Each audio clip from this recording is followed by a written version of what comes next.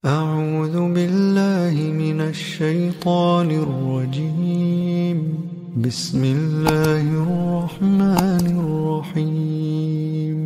Bismillah, kita mulai. Jadi ini inti bahasan kita seperti Anda buat temanya. Ketika Nabi dipersoalkan, Muhammad siapa sih Tuhan kamu?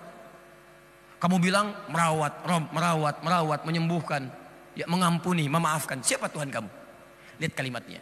Begitu keluar perintah dari Allah untuk mengenalkan. Pertama, dari segi namanya, Tuhan kita beda dengan yang lain yang dipertuhankan. Dari segi namanya. Perhatikan Quran surah ke-112. Surah paling favorit. Mewakili sepertiga Al-Quran. Kul, katakan Muhammad. Huwa, dia. Yang ditanyakan oleh mereka itu, siapa namanya? Tuhan yang kamu sembah, yang kamu yakini, Allah. Saya ulang ya. Allah. Kul huwa Allah. Karena orang-orang pada saat di zaman Nabi sudah punya nama-nama Tuhan. Ada Lata, ada Uzza, ada Manat. Mereka katakan, Muhammad Tuhan kami punya nama. Ada Lata, ada Uzza, ada Manat. Tuhan kamu siapa namanya? Jangan cuma bilang merawat, menyembuhkan, memaafkan. Tuhan kami juga merawat kami. Menyembuhkan kami, memaafkan kami, mengampuni kami. Tuhan kamu siapa namanya? Lihat. Allah. Masya Allah. Allah.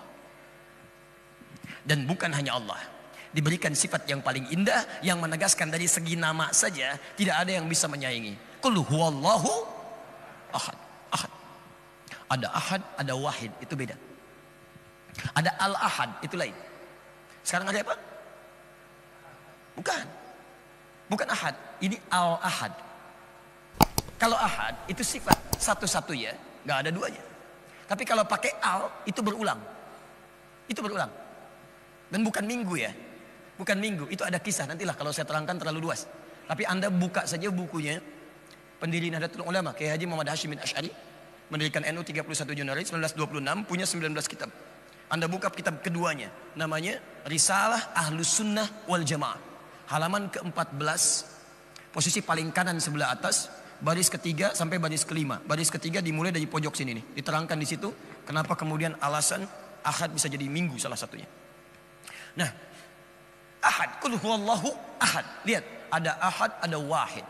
Kalau wahid itu satu, mungkin ada dua. Satu, dua, tiga. Wahid, itsnain, talata, arba'a dan seterusnya. Tapi kalau ahad, satu yang tidak ada duanya. Satu yang tidak ada duanya. Sekalipun dikurangi akan kembali kepada yang satu. Karena nggak akan pernah ada dua di antara yang lain. Tapi kalau disebutkan wahid akan berpeluang ada yang kedua, ketiga. Karena itu setiap disebutkan kalimat wahid mesti melekat kalimat ketuhanan. Untuk mengikat yang wahid ini tidak kembali kepada yang lain. Wa ilahukum ilahu harus pakai kata ilah. Wahid harus menggunakan kata ilah. Tapi setelah menggunakan kata ahad tidak harus menggunakan kata ilah. Karena ahad itu hanya akan kembali pada yang satu. Lihat sini, saya bandingkan. Sekarang saya hapus. Bismillah. Tahan, saya lebih tahu mana yang harus dihapus ya. InsyaAllah, bismillah. Baik. InsyaAllah, iman antum kuat ya. Masya Allah. Fokus Bapak dan Ibu sekalian. Sebelum tulisan ini menjadi gaib. Bismillah. Awas dalam tanda petik ya. Perhatikan sini. Siapa namanya? Qul huwa Allah. Sifat nama saja. Ini dari segi nama nih, lihat. Dari segi nama. Namanya sangat spesial. Dengan nama ini jelas menunjukkan Tuhan. Karena beda dengan nama-nama lain yang dipertuhankan.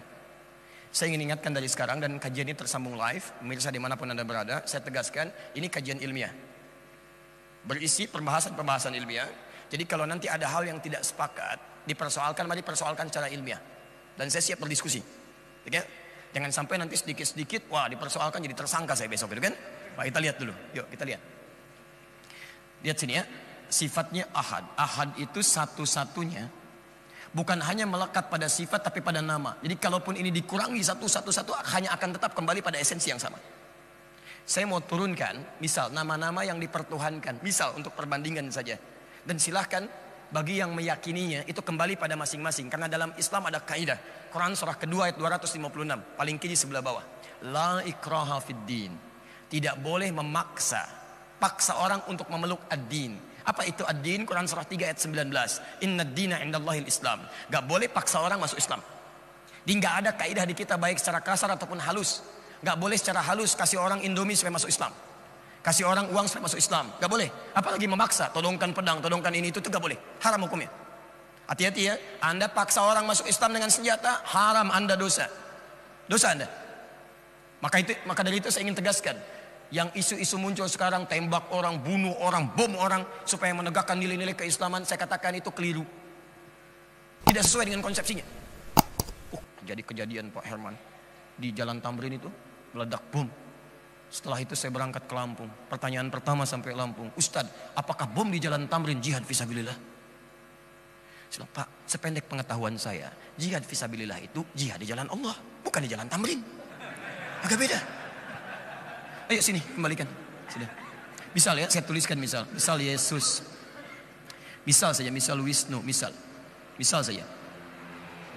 Yuk kita bandingkan. Dan silakan Anda masukkan nama-nama lain yang ingin dimasukkan. Kita cek. Ahad, sifat Tuhan itu mesti beda dengan sifat makhluk. Jadi nggak mungkin sama. Awas hati-hati, nggak mungkin sama. Jadi kalau Tuhan sifatnya sama makhluk, lantas apa bedanya Tuhan dengan makhluk? Harus beda. Ingat, itu konsep pertamanya.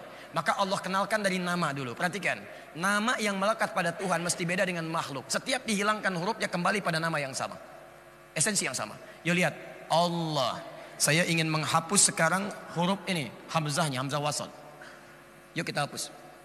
Baca. Lillah, lillahi ma fis samawati wa ma fil ar. Kembali kepada Allah. Saya hapus satu yang ini sebagai bandingan. Apakah menunjuk pada makna yang sama? Silahkan pahami sendiri. Saya hapus lagi satu. Lam pertama dihapus, otomatis tasdidnya dihapus. Baca.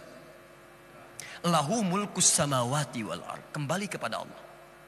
Saya hapus ini. Dan kalimatnya semua ada di Quran. Lillah ada. Lillahi ma fis samawati wa ma fil ar. Lahu ada. Lahu mulkus samawati wal ar. Di sini silahkan cek di semua kitab suci yang dianggap suci, yang terkait dengan nama-nama Tuhannya. Apakah ketika dihapuskan namanya, ada yang dihapus namanya, dan kembali pada zat yang sama, tidak akan pernah ditemukan. Saya hapus. Kita samakan, ini dua, ini dua. Amerika Serikat. Ini ormas Islam terbesar. Saya hapus jadi satu. Baca. Hu itu bentuk wakaf dari kata huwa. Huwa. Allahu la ilaha illa. Ketika Anda baca huwa, kemudian berhenti di huwa, maka A-nya tidak dibaca. Anda akan baca u. Allahu la ilaha illa hu. Kalau Anda teruskan huwa dibaca. Allahu la ilaha illa huwal hayyul qayyum. Huwal hayyul qayyum. Wa-nya bunyi. Tapi kalau Anda kemudian wakafkan di situ, di kalimat huwa-nya, Quran surah kedua ayat 255 dikenal dengan ayat kursi itu. Allahu la ilaha illa hu. Wa-nya nggak bunyi. Jangan terlampau soleh. Huwa, tidak. Hu. Nah, ketika Anda tanya, siapa hu di situ? Huwa. Siapa huwa di situ? Kembali ke Quran surah 112. Kul huwa Allah. Kul huwa, katakan yang disebut huwa, dia itu Allah. Ketika Anda sebutkan siapa hu di sini? Huwa Allah. Kul huwa Allah. Huwa itu Allah. Saya hapuskan lagi. Sampai bingung mana penghapusnya. Lihat. Nih saya hapus jadi satu. Baca.